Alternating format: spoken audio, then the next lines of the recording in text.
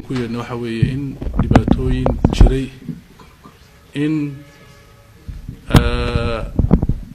maalmahan qalalasa siyaasadeed oo deegaankeena ka jiray in annagoo odayaashii deegaanka ah ugaasyadii oo salaadiinta iyo ugaasyada naga maqana ay nagula jireen sida ugaas Mustafa iyo Wabar Cabdille iyo ayaa waxaan qalalaasaha siyaasadeed ee jiray in aan annaga odayaal ahaan isxilqaanay isu nimid nidhi war maanta deegaankeenu meeshaynu taagannahay iyo meeshaynu ka soo baxnay maxaan odayaal ahaan qaban karaa dhaqankii siyaasadeed ee deegaankeena ka jiray shacabka Soomaaliyeed uu og yahay wuxuu ahaa wax laga xaliyo dawlad in shacab Soomaaliyeed ay wax xalstaan hada ka hor ma dhicin si taariikh cusub u bilaabato khilaafka xisbigeena iyo dhibaatooyinka ka jira dhaxdeena in la xaliyo ayaan isweydiinay odayaal ahaan waan isla qaadanay waxaan isla qaadanay koobaad in xalka siyaasadeed uu gacanta ummadda Soomaaliyeed ku jiro kadibna aanu qaadano inaanu anagu dhexdhexaadinta sameeyno laba in intaanu u baahanayna cid kale in anagu u yeeranayna mooyee in dadka kale ay naga joogaan in khilaafka iyaga anagu dhamaysano anagu saad ogtiin odayaal dhaqan baan nahay siyaasiyiin mani laakiin dalka odayaashoodii baan nahay ciidu dalkani ka burburay ayaan nahay dhibaato haday timaado kuwii loo yeedhayaan marka intayna dhibaato iyo burbur inagu iman ayaan u kacnay inaan hawlaha qabanno waxaan ula hadalay garabadiisa hayay xisbiga dimuqraadiga ka wada tirsanaa uu dhinac yahay gudoomiyaha xisbigu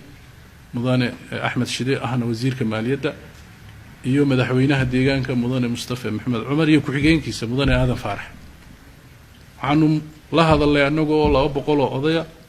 mudane Axmed Shide waxaan idhi odayaashaadii baan nahay waxaan rabnaa khilaafkan maanta soo baxay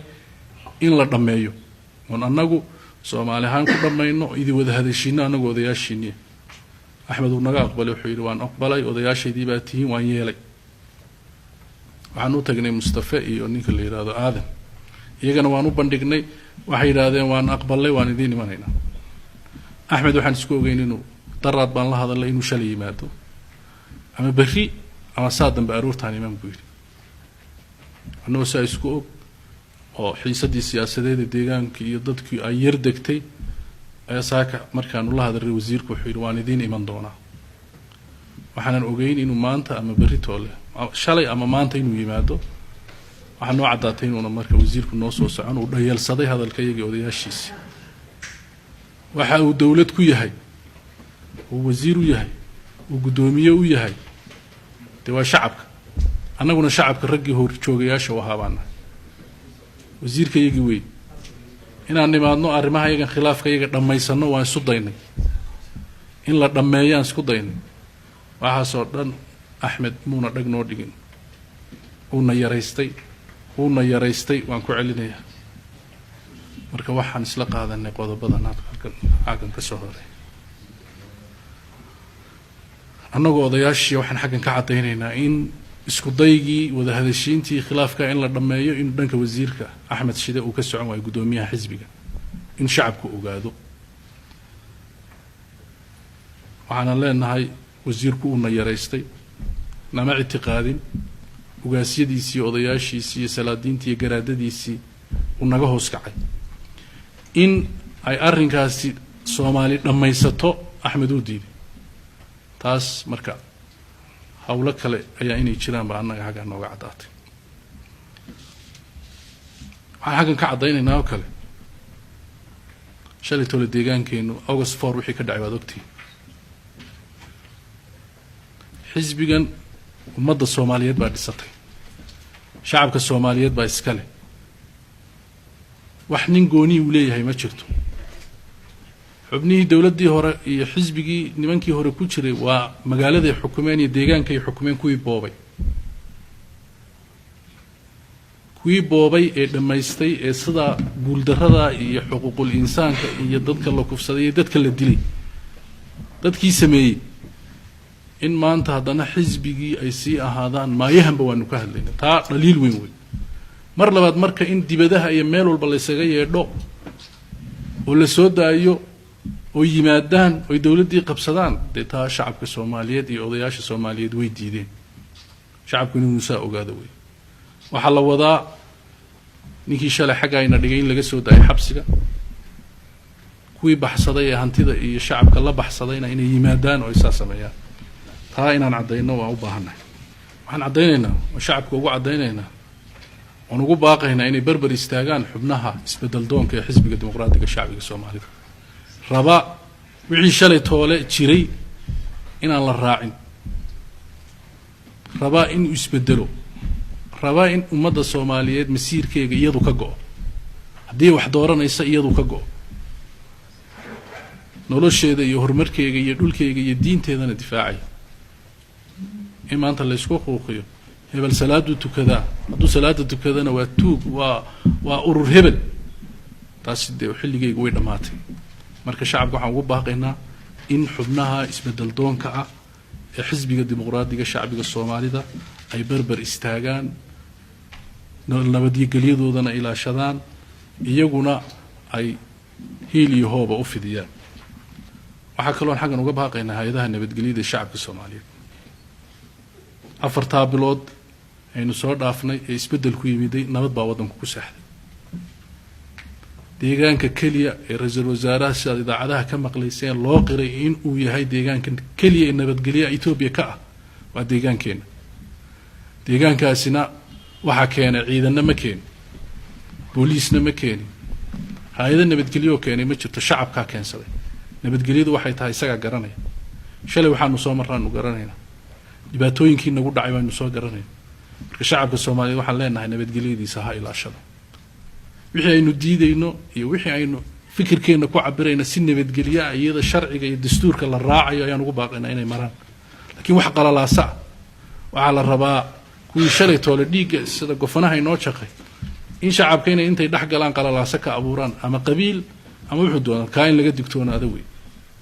oo nabadgelyadeena ilaashana maanta inagu ma nabadgelyo haysana taa in la adkeeyo waan ugu baaqaynaa shacabka waxaanu kale u baaqaynaa ra'iisul wasaaraha dalka iyo dawladda federaalka waxaan ugu baaqaynaa oon leenahay noo tixgeli oon leenahay in ummadda Soomaaliyeed masiirkeegu iyadu ka tashato ayaheega iyadu ka tashato naguna taageertaan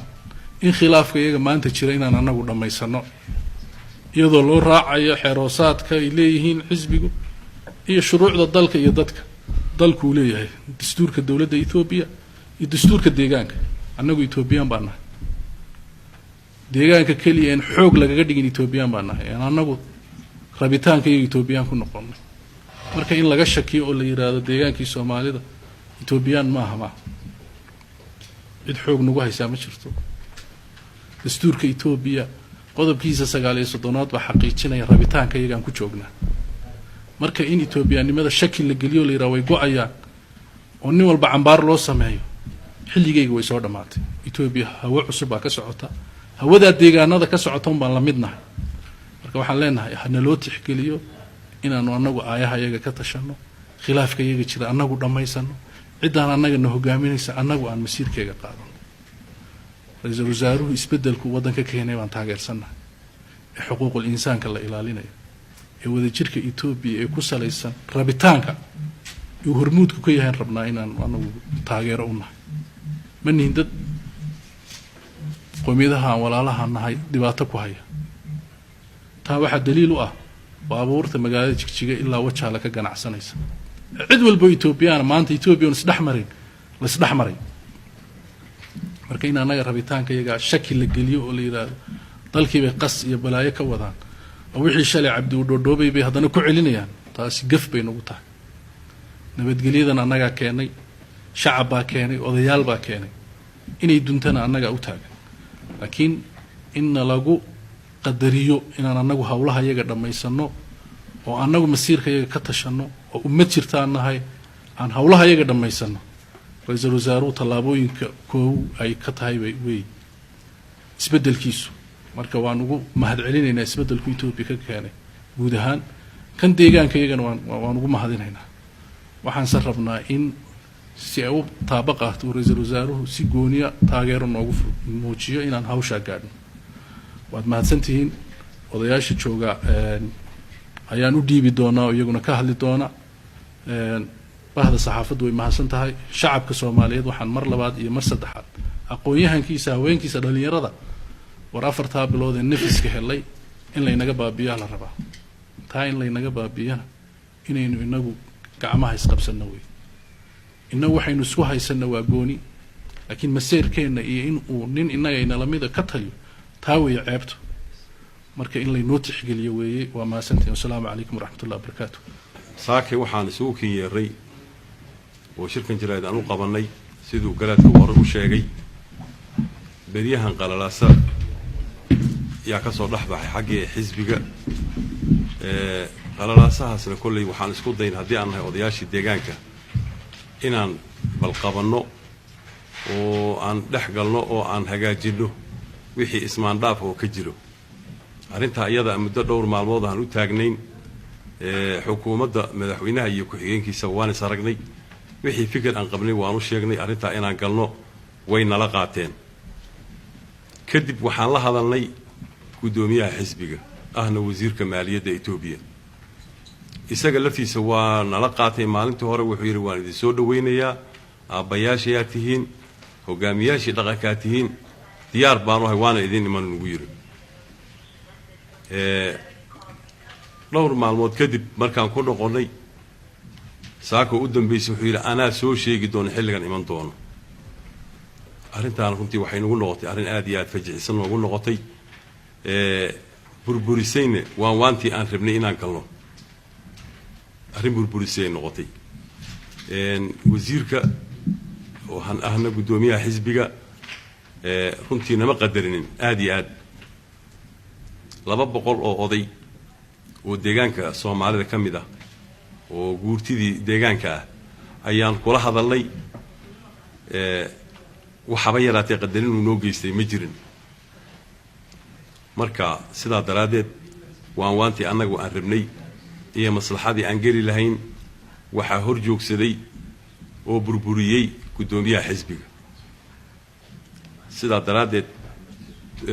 gudoomiyaha xisbiga wasiirka arrimaha maaliyadda Itoobiya Axmed Shide Maxamed sidaa daraadeed waxaan dawladda federaalka u sheegaynaa in arrinta ay nagu dhacday to aan filaynana aanay ahayn haddana aan rajaynayno inay dawladda federaalka gacan naga siiso inaana la burburinin dawladda deegaanka maanta ka dhisan waxaa yeelay wixii aan ka soo baxnay waan isla ognahay waxaan maanta ku sugannahayna waan ognahay waxaa kaloo doonaynaa in ummadda Soomaaliyeed ee deegaanka ku nool ay nabadooda ilaashadaan oo aan laga burburinin maanta nabadgelyo darro ma jirto deegaankeena ka taagan oo daraf ilaa daraf annaga iska daa Soomaalida Itoobiyaanka kale dhan yaa nagu dhex nool oo na dhex socdo annagana kilil kale maanta ku nool nahay ma jiro 8 kilil oo kale maanta hal ruux oo Soomaali ku nool ma jiro waan soo wada qaxnay halka fadhinaa marka inta yar in laga burburiyo midaan qaadan kara ma aha midaan aqbalaynana ma aha waxaan codsanaynaa shacabka Soomaaliyeed inay arrinta u istaagaan nabadgelyadooda ilaashadaan aan laga burburinin oo wixii hore loogu sameyn jiray aanay nagu soo noqonin mar dambe oo cidna soo faragelisaa aanay jirin dawladda federaalka bar labaad iyo mar saddexaad waxaan ku celinayaa inay howlahaas iyaga oo burburinta aanay ka qayb qaadanin oo aanayna faragelinin oo annaga aan xalkeena dhamaysano ragga dhalinyarada ee mas'uuliyiinta noo ah ama heer kilil ha joogaan ama heer federaal ha joogeen annaga arrintooda xalinayno kuna filan kililada kalena sidaas yihiin annaga waxaan naga duwi in la fargeliyo keenay ma garan karo mana qaadanayno sidaa daraadeed waxaan codsanaynaa in dawladda federaalka ay gacan ugu siiso hawsha aan wadno ee gurmadka ah nabadgelyadeena iyo maamulkeena aan ku saxarayno wassalaamu calaykum waraxmatullaahi wabarakaatuh ለመላ ህዝባችን እና ለተቀመጡት የጎሳ መሪዎች ሰላምታ አቀርባለሁ። በመቀጠል ክልላችን ከአንድ 5 ወር በፊት ተከስቶ የነበረው ሁኔታ መግለጽ የማይፈለግ ከፍተኛ የሰው እልቂት፣ የንብረት መቃጠል፣ የሃይማኖት መደፈር መከሰቱ ምን ያህል ችግር እንዳስከተለ የሚታወቅ ነው። በነበረው መስተዳደር በአቶ አብዲ መሐመድ ዑመር የሚመራው አመራር ያመጡት ችግር ዛሬ ለማስታወስ የሚያመጣን ምክንያት ማስታወስ የሚያስፈልገው ምክንያት ከዚህ በፊት ይህን ችግር የፈጠሩት እንደገና ያ ችግር እነዛው እንደገና ችግሩን ለመፍጠር የሚከሰቱ ሁኔታዎች በክልላችን ስለሚታዩ ነው። በቅድሚያ የኢትዮጵያ ፌዴራላዊ መንግስት ዛሬ የሚመራው በጠቅላይ ሚኒስትራችን አብይ አህመድ የተገኘው የሀገራችን የኢትዮጵያ ለውጥ በተለይ የኛ የሶማሌ ክልል ህዝብ በመጣብን ችግር ፌዴራሉ ምን ያህል ጥረት አድርገው ዛሬ የተቋቋመው ዛሬ የሚመራን በድርጅትም ሆነ በአስተዳደር አቶ አህመድ ሺዴ በድርጅቱ ሊቀመንበር ፕሬዚደንት ሙስጠፋ መሐመድ ዑመር የክልላችን ፕሬዚደንት ሆኖ በዚህ ደረጃ ላይ ዛሬ ያለንበት ደረጃ ላይ ለመድረስ የተቻለው በክቡር ጠቅላይ ሚኒስትራችን በአዲስ አበባ የጎሳ ሸማግሌዎች የክልላችን የጎሳ ሸማግሌዎችን በአዲስ አበባ ሰብስበው የሰጡን አደራ ተቀብለን ሁለቱም ለድርጅቱ ኃላፊ የሆኑትና ለክልላችን ኃላፊ የሆኑት አቶ መሐመድ ሺዴና ፕሬዝዳንታችን ሙስጠፋ መሐመድ ዑመር ብዙ ጥረት አብሮ አድርገው በክልላችን ሰላም ሰፍነው በክልላችን ውጭ እንቀሳቀሱ የነበሩት እንደ ኦንኤልኤፍ ወደ ሀገር ተመልሰው በሰላም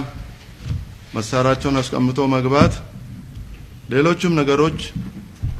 በጥሩ መንፈስ እየሄዱ ያሉ በአሁኑ ሰዓት ኢትዮጵያ ሀገራችን የሚቃወሙ ለውጡን የሚቃወሙ የተለያዩ ከውስጥ ሆነ ከውጭ ያሉት ይሄንን ለውጥ ለመቀልበስ የሚጥሩት ጥረት ከዛ ነፃ ሆነን በአሁኑ ሰዓት ክልላችን ካሉት ክልሎች ሰላም ያሰፈነበት መሆኑ በፌዴራልም ሆነ በማንኛውም ክልል የሚታወቅ ነው። በዚህ ጊዜ ውስጥ ከፍተኛ ችግር የነበረው በሶማሌ ህዝብና በኦሮሚያ ህዝብ መሀል የነበረው ችግሮች በአሁኑ ሰዓት ጥሩ መስመር ላይ መኖሩን እንደምናውቀው ይታወሳል። የነበሩ ችግሮች ይኑሩ፣ ግን በአሁኑ ሰዓት በሁለቱ ድንበር ያለው የነበረው ችግር መጨረሻው ላይ አሁን አንዳንድ ጥቃቅን ችግሮች ቢፈጠሩም አስተማማኝ ሰላም መገኘቱ በጣም ደስታችንና እየሰራንም ያለንበት ስለሆነ ይህን ስብሰባ በገዛ ሸማግሎች በእኛው ማንም ሳያሳስበን የተፈጠሩ ሁኔታዎችን በማየታችን ይህንን ካሉት ከሶማሌ ክልል የጎሳ መሪዎች የተወጣጣን በመጀመሪያ ብዙ ተሰብስበው እኛን በተለይ አውጥተው በአሁን እዚህ ላይ የምንታየው እንደ ኮሚቴ አውጥተው ይህን ችግር በሊቀመንበራችን በአቶ አህመድ ሺዴ እና በፕሬዝዳንታችን መሀል ያለውን ሁኔታ ችግሮቹን የተከሰቱ አለመግባባቶችን እንድንፈታ ተነስተን ይሄው አራተኛ ቀናችን ነው እንዲህ ስንሰባሰብ። ቅድም እንደተገለጸው በሶማሌኛ እንደተገለጸው በዚህ ጉዳይ የተሰባሰብ ነው ሁለቱንም አነጋግረን በቅድሚያ ስብሰባ ላይ ሆነን አቶ መሐመድ ሺዴን አስቀድመን የኛ ሊቀመንበርና የፌደራል ሚኒስቴራችን በቅድሚያ እሱም ፍቃደኝነት ጠይቀን ተቀብለውን ከዛም በመቀጠል ፕሬዝዳንታችን ጋር ቀርበን እንደዛው ጠይቀን ተቀብለውናል። የተቀበሉንን ከግብ ለማድረስ ጥረት ስናረግ ግን በአቶ አህመድ ሺዴ የሊቀመንበራችን የድርጅቱ ሊቀመንበርና ሚኒስቴራችን እኛን ይህን የማያል ሸማግሎች ያለውን ጊዜያዊ ሁኔታ እያወቀ ጥሪያችን ባለማክበር የጀመርነው የሰላም ጥረትና የመግባባት ጥረት ከግብ ሊደርስ ባለመቻሉ በጣም ያሳዝነናል። በማሳዘን ብቻ ሳይሆን እሱም አቶ መሐመድ ሺዴ ዛሬ የያዘው ስልጣን ለዚሁ ህዝብ ስለሆነ በፌደራል ደረጃም ቢሆን በክልላችን ስም የያዘ ስለሆነ እኛም ማክበርና ሰላሙን ሁኔታ ማክበር ሲገባው መተው በአንድ ሰዓት በሁለት ሰዓት የምንፈታውን ነገር ይመጣለሁ፣ ትላንት ይመጣለሁ፣ ከሰዓት ይመጣለሁ፣ እንደገና ነገ ጠዋት ይመጣለሁ፣ እንደገና ዛሬ ስንጠራው ደግሞ አይ በሆነ ጊዜ እነግራቸዋለሁ መምጣቴን የሚል ጉዳዩን እንደ ብዙም ግምት ሳይሰጠው እኛንም ግምት ሳይሰጠን በዚህ የጀመርነው ሰላሙን ሁኔታ የአካባቢያችን ሁኔታ ከግብ ልናደርስ አልቻልንም። ይህ ጉዳይ እነዛው ከዚህ በፊት ይህን ህዝብ ለአደጋ የዳረጉት ሰዎችም ቀዳዳ ማግኘትና የመንቀሳቀሱ ሁኔታ በዚህ ሁኔታ ፈጥሯል። ይሄ በተለይ በህዝባችን ወይም በአሁኑ በአቶ ሙስጠፋ ፕሬዝዳንታችን ሙስጠፋ ያለው እስካሁን በዚህ በ5 ወራችን ውስጥ ያለው ሰላም እና ሁኔታ ዛሬ የምናየው ሁኔታ ምን ያህል ለውጥ እንዳለው እና ወደፊትም በጎኑ ቆመን ይህን ሰላም በጥሩ ሁኔታ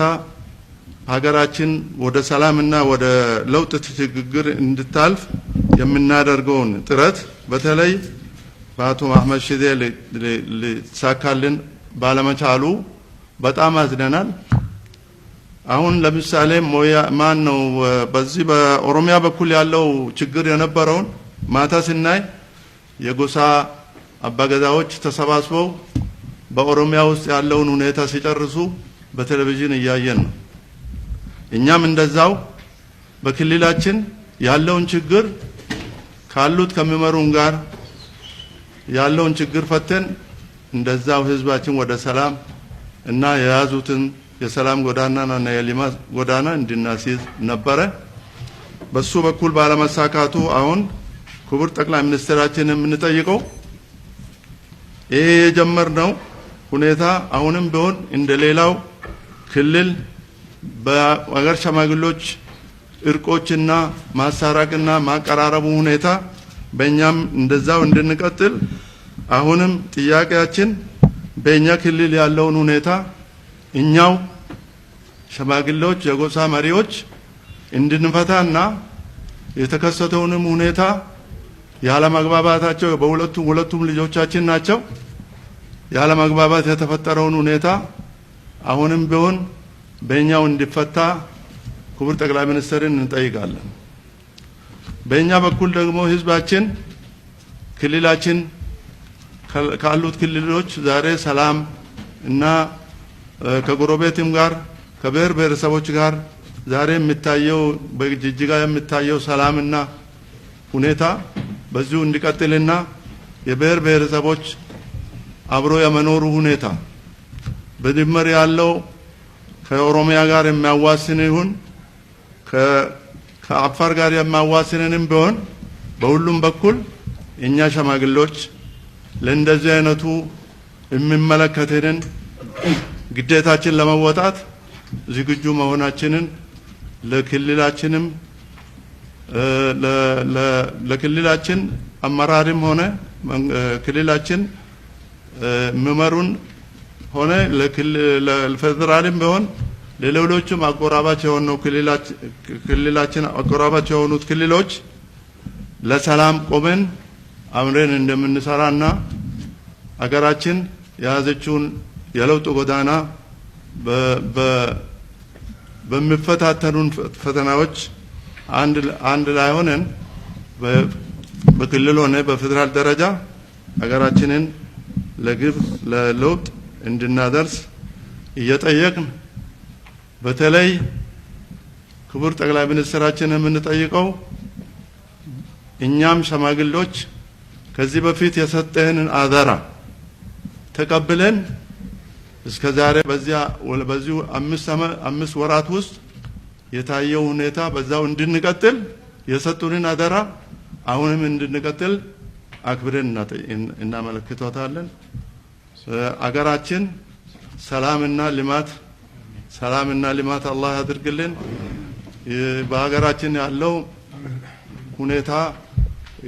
ከዚህ ለውጥ ጋር ትግል ያለብንን ሁኔታ አላህ አገራችን ሰላም ያድርግልን። መንግስታችን የፌደራልም ሆነ ክልላችንም ከሌሎችም ክልሎች የኢትዮጵያ ብሔር ብሔረሰቦች በሙሉ ሰላም አላህ አድርገው እና በሰላም ለመኖርና ከመንግስታችን ጋር አብረን እንድንሄድ ዝግጁ መሆናችንን በዚሁ እንገልጻለን። አመሰግናለሁ።